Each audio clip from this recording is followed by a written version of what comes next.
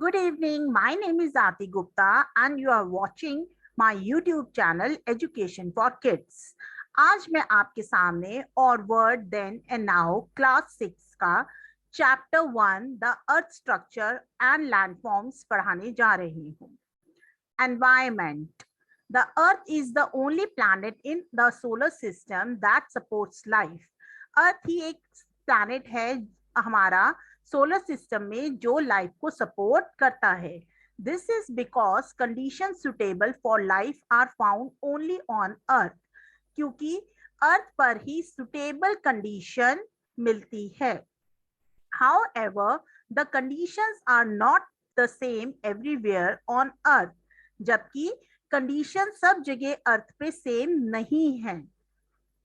It is hot at some places while at others it is cold. कुछ जगहों पे ये बहुत गर्म है तो कुछ जगहों पे बहुत ठंडा. The landforms, soil and other conditions also differ from place to place. अर्थ की लैंडफॉर्म, सॉइल, यहाँ की रहने की कंडीशन सब बहुत अलग अलग है प्लेस टू प्लेस से. Different organism live and thrive in different places. बहुत सारे लिविंग ऑर्गेनिज्म अलग अलग जगहों पर रहते हैं. This is because each organism is made in such a way that it can live under a particular set of condition.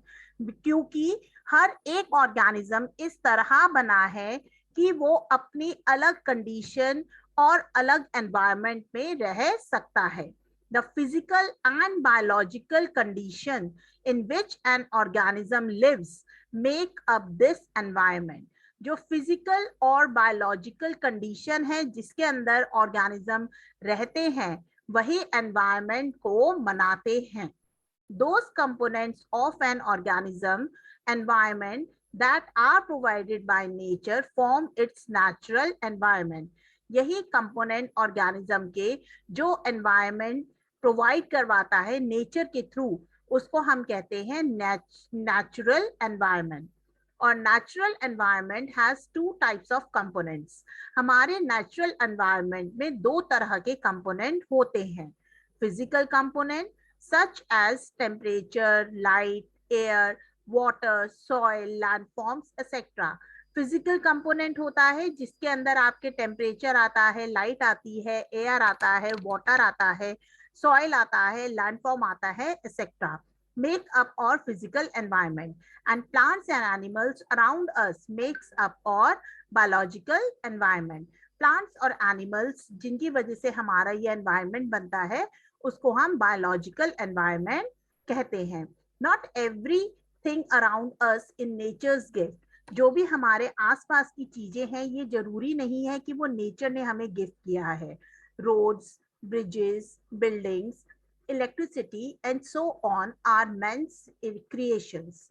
जितनी भी रोड्स हैं, ब्रिजेस हैं, बिल्डिंग है, इलेक्ट्रिसिटी है, वो सब मैन की क्रिएशन है, वो मैन मेड मटेरियल्स हैं. दे अफेक्ट्स आवर लाइफ और ये हमारी जिंदगियों पर अफेक्ट करते हैं. We are also affected by the social, economic, political and other conditions in which we live. हम बहुत सारी और अलग चीजों से भी अफेक्टिव होते हैं जैसे सोशल, इकोनॉमिकल, पॉलिटिकल और बहुत सारी कंडीशन से. All these conditions and man-made things are also a part of our environment. जितनी भी ये कंडीशंस हैं और man-made things हैं वो आपके एनवायरनमेंट का एक पार्ट है. Changes in the environment. Any change in the environment affects an organism.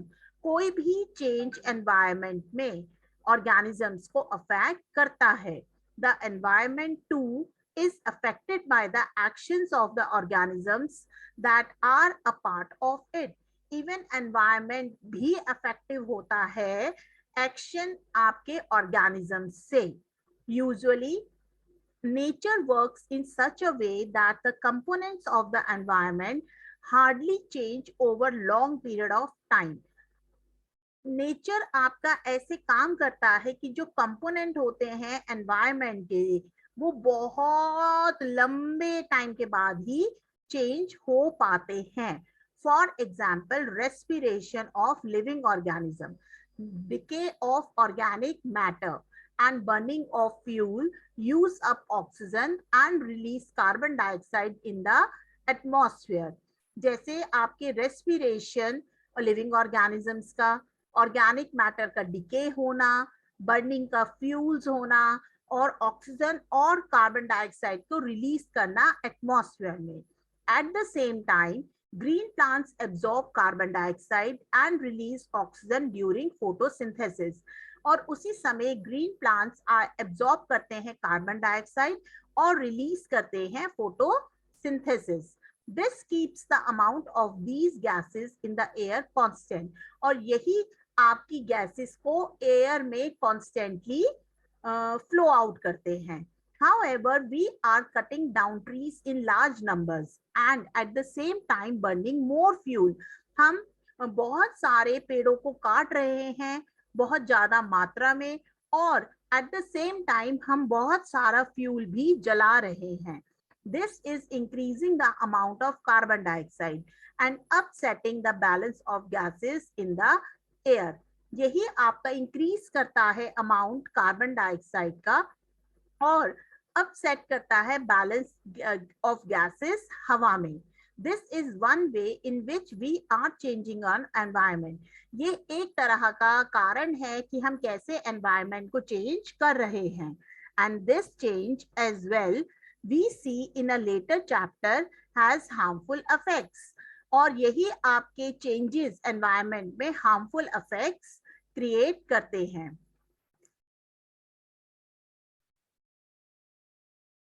Spheres of earth. The land and the water bodies of the earth and the layer of air surrounding the earth form a part of a natural environment. जो आपका land है और water bodies है अर्थ पर और जो layer है air की जिसने अर्थ को सराउंड कर रखा है वो एक पार्ट है आपके नेचुरल एनवायरनमेंट का. You know that the earth can be divided into 3 zones. Earth divide होती है आपके 3 जोन्स में या स्फीयर्स में. First is lithosphere, sphere of rocks है. Then second is the hydrosphere जिसको हम कहते हैं sphere of water, hydro water. The atmosphere, sphere of air. Life exist only in some part of the sphere. Life हमारी कुछ ही parts में exist करती है. फॉर एग्जाम्पल जैसे organism can survive only up to a certain height in the atmosphere and up to a certain depth below the earth surface of earth. Organisms जो हैं वो कुछ ही certainly ही आपके हाइट पर होते हैं एटमॉस्फेयर में जिंदा और कुछ ही डेप्थ पर आपके वो मिलते हैं अर्थ पर. The part of different sphere in which life exists together form the part of different sphere in which life exists together forms the biosphere. जो भी आपका पार्ट ऑफ लाइफ स्फीयर में जो एग्जिस्ट करता है लाइफ इकट्ठे उसको हम कहते हैं बायोस्फीयर और sphere of life. In other words उनको अलग भाषा में कहेंगे the biosphere is the part of the earth where living organisms are found.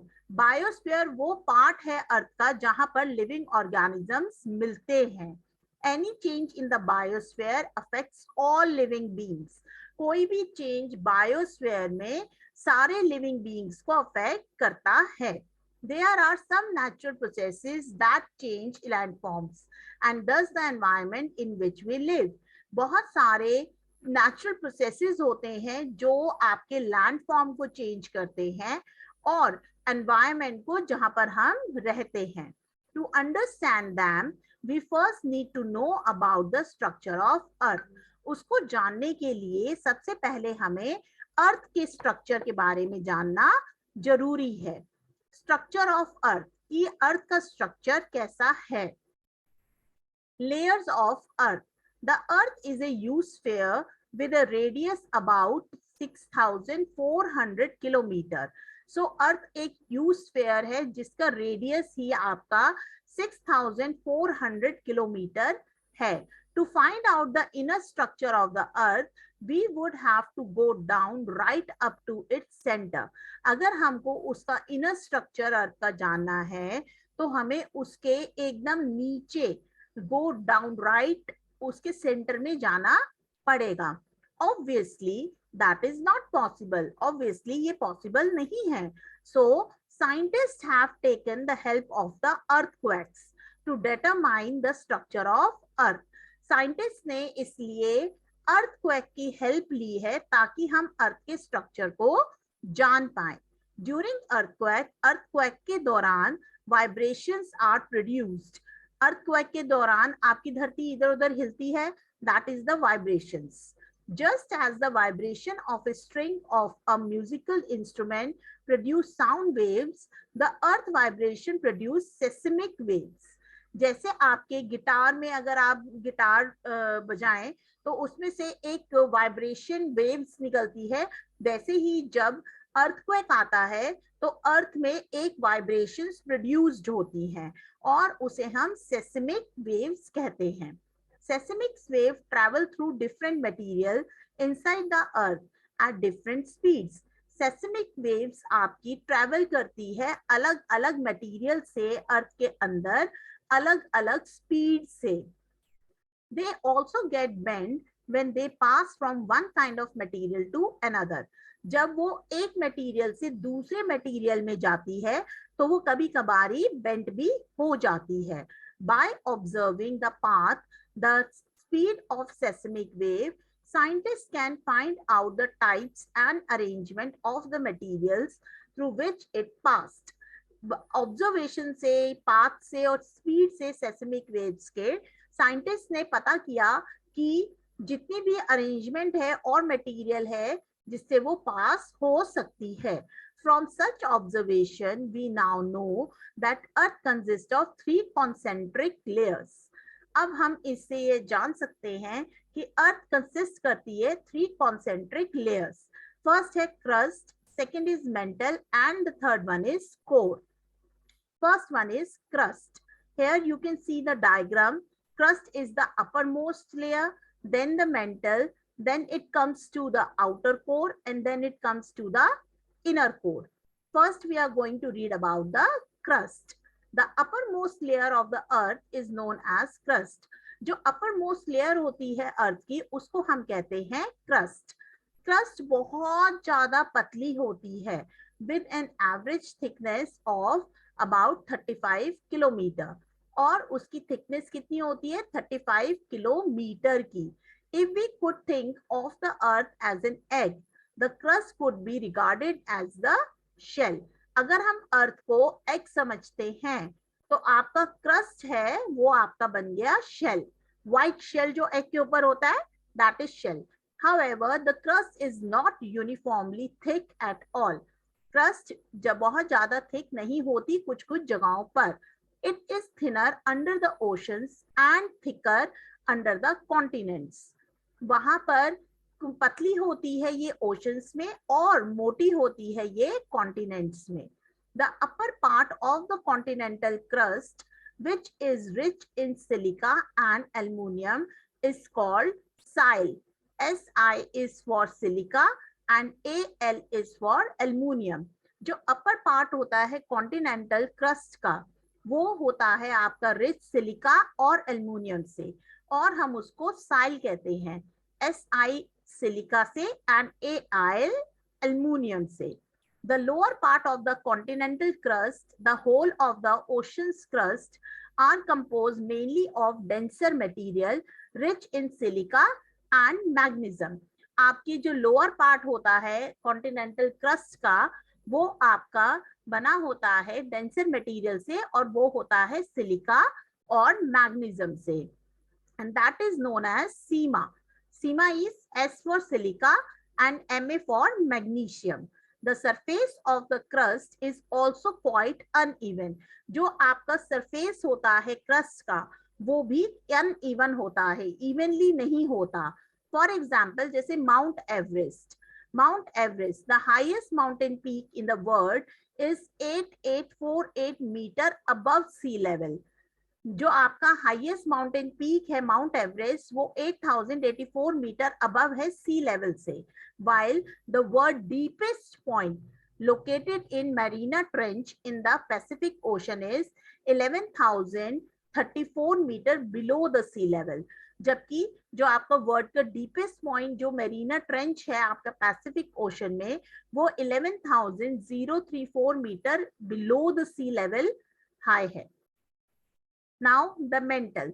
Below the crust lies the mantle. Crust के नीचे, shell के नीचे होता है mantle. It extends up to depth of 2,900 kilometre और इसकी डेप्थ होती है 2,900 किलोमीटर.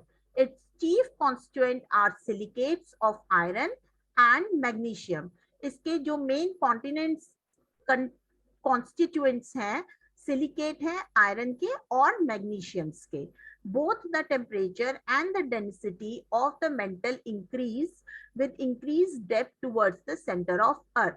जैसे जैसे हम अर्थ के बीच में जाते हैं वैसे वैसे मेंटल का टेम्परेचर इंक्रीज होता जाता है. मेंटल के दो पार्ट होते हैं आपका अपर मेंटल और लोअर मेंटल. अपर मेंटल आपका 6,700 किलोमीटर थिक होता है जबकि लोअर मेंटल आपका 2,200 किलोमीटर थिक होता है. Top layer of earth mental is solid. Below this layer lies A soft layer. जो आपकी टॉप लेयर होती है अपर मेंटल की वो कैसी होती है? सॉलिड. और इसके नीचे एक लेयर होती है वो होती है आपकी soft layer. Because of high temperature in this layer, the rocks here are in soft stage. यहाँ पर क्योंकि टेम्परेचर बहुत ज्यादा होता है तो यहाँ पे जो रॉक्स होते हैं वो सॉफ्ट स्टेज में होते हैं. A stage that reach just below before melting. जैसे ही आप कोई चीज पिघला रहे होते हो उससे पहले जस्ट पहले जब पिघलने वाली होती है तो जो मेल्टिंग पॉइंट से पहले जो स्टेज होती है सॉफ्टनेस की वो यहाँ पर इन रॉक्स की होती है. This layer begins at the depth of about 50 kilometer and extend roughly up to depth of 300 kilometer.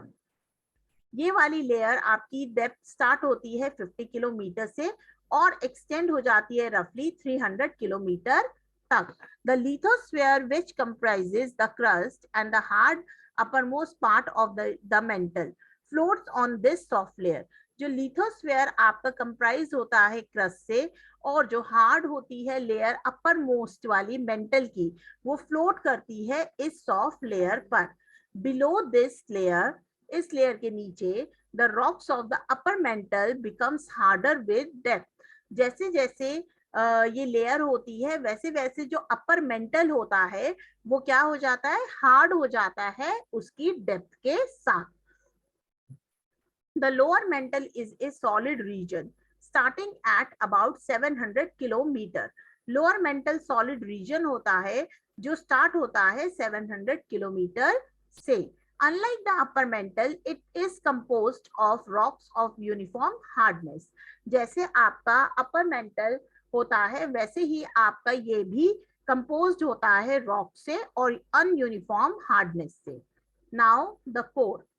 The innermost layer of the earth is called core. जो सबसे अंदर वाली लेयर होती है उसको हम कहते हैं अर्थ की core. It is about 3,500 kilometre thick और ये thick होती है 3,500 kilometre. It is the densest layer. ये सबसे अंदर वाली लेयर होती है. It is believed to be made of heavy metals like iron and nickel. And it is also known as knife. Ni for nickel and ferrum for iron. Here ये heavy metal से बनी होती है iron और निकल के. इसको हम कहते हैं नाइफ.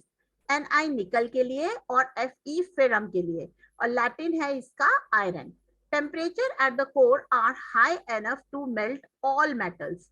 जो टेम्परेचर होता है कोर का वो इतना ज्यादा होता है कि कोई भी मेटल यहाँ पर पिघल सकता है. The study of seismic waves show that the outer part of the core is molten while its inner part is solid. जबकि seismic waves ने ये शो किया है कि जो आउटर पार्ट होता है कोर का वो मोल्टन होता है, पिघला हुआ होता है, जबकि जो अंदर इनर मोस्ट पार्ट होता है वो सॉलिड होता है।